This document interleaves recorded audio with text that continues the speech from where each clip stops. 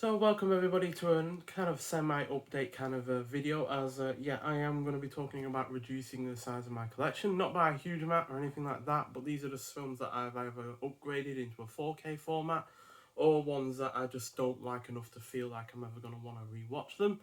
But, these aren't films that are hard to get a hang of if I eventually do want to revisit them or do end up enjoying them more in the future. But yeah, I just don't see them being as part of my collection anymore due to the fact that I didn't entirely enjoy them as much as I expected. Not to say that I hate any of these films by any means.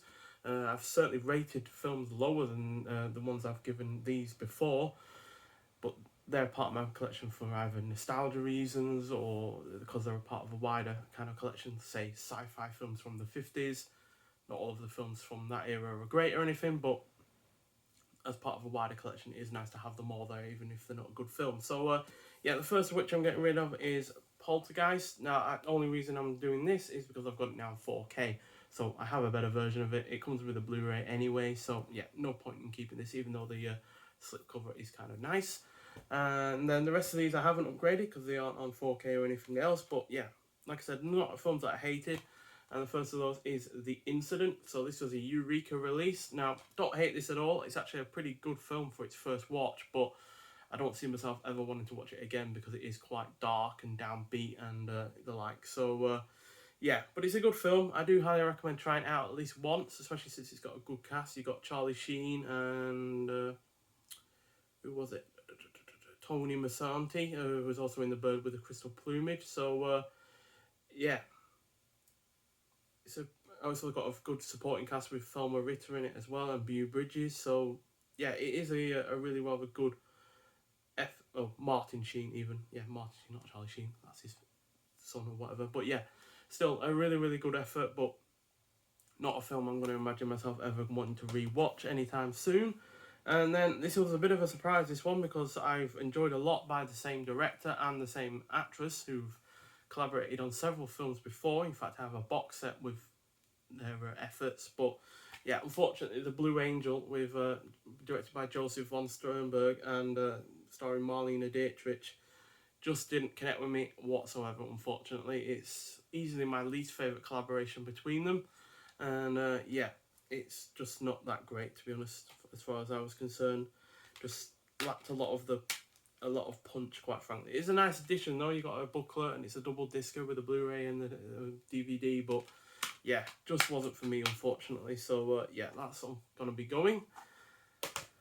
Then we have from Indicator, we have the Anderson tapes. Now, despite the fact that I love Sean Connery in his film roles, this wasn't one of his best, quite frankly. It's a decent effort. It's got a good score by Jerry Goldsmith, I think he did the score. Directed by Sidney Lumet, who I've seen good stuff from before, but yeah, it just didn't really hit home enough for me, quite frankly. And even though it looks to the future quite, in a good way, talking about like surveillance and technology and stuff like that being quite invasive, it's just not, unfortunately, a film I want to bother watching it again.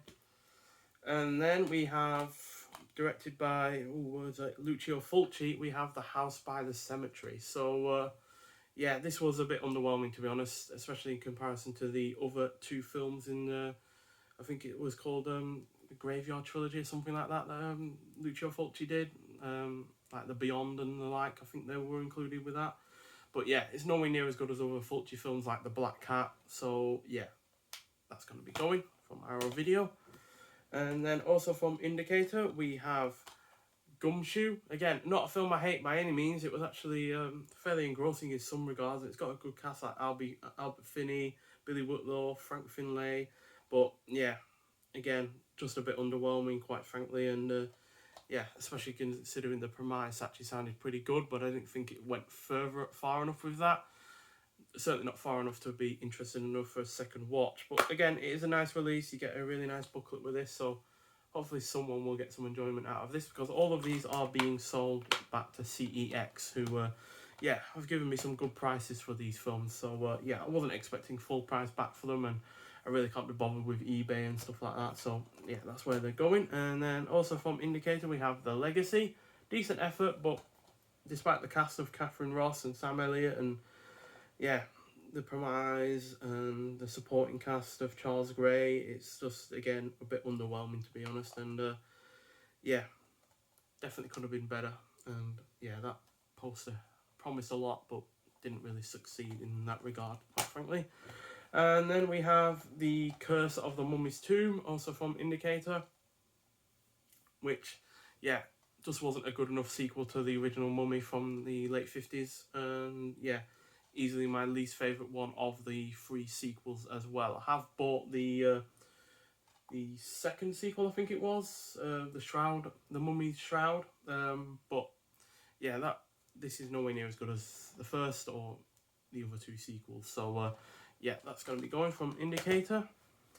And then we have also from Indicator Mickey 1. Now, I say this as a massive fan of Warren Beatty. He's been in so many good films that I've enjoyed. But yeah, this just didn't hit home enough for me, and it just wasn't a engrossing enough effort. And I think it's down to the fact that it's Arthur Penn that's directing it. Because, yeah, he's not been a director I've gotten along with a lot, quite frankly. So yeah, this is going to be going. But yeah, still a good enough effort. I've just remembered that there's another one that I need to be getting rid of. Yeah, there it is.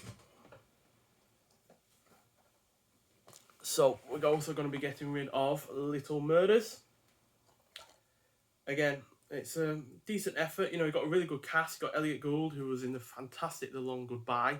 But then you've also got Donald Sutherland, Lou Jacobi, and Alan Arkin, who also directs this. But yeah, just didn't have enough of a satisfying ending to this, and yeah, it just felt like it was going nowhere for a fair bit of the film, as far as I was concerned.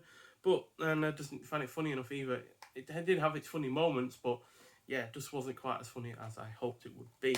And yeah, finally from Indicator, we have The Reckless Moment. Now, as far as film noir goes, or you know, late 40s kind of like drama films, this just wasn't great enough, quite frankly. It just didn't feel like it had enough thought going for it. It only clocks in 82 minutes long, so it also felt a little bit rushed at times.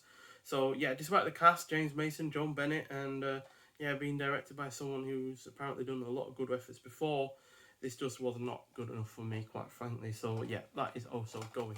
And other films that will be going eventually, but not like quite now, right now, are films from box sets like the X-Men collection and the Aliens anthology.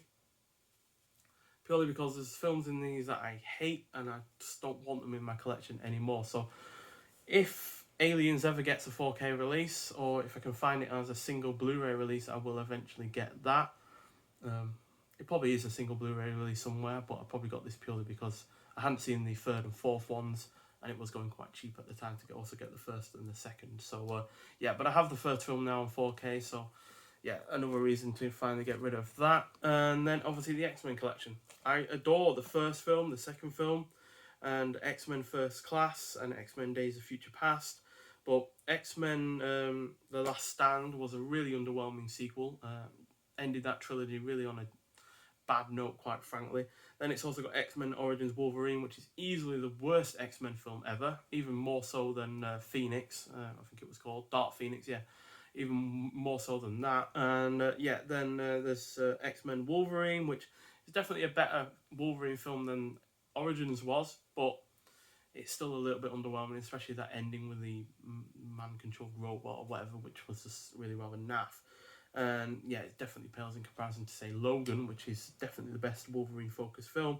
And then it's also got X-Men Apocalypse, which I enjoyed far more than some people did, but still not as good as, say, Days of Future Past or First Class or the first 2 X-Men films. So yeah, there's only really 4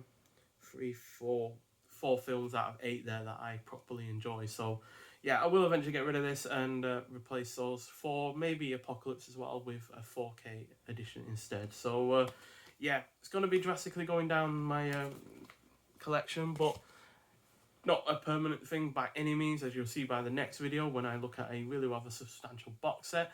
And there's plenty of new releases coming as well in December and obviously in the future. The Hitcher, by the way, is apparently going to be finished by March thereabouts and should be out for an early summer release in 4K by Second Sight. So really looking forward to seeing that. But yeah, no doubt that yeah, my collection is getting trimmed down a little bit for 2 reasons. One, I need the space. My shelf is ram-packed at the moment, and so many other shelves that you can't see right now.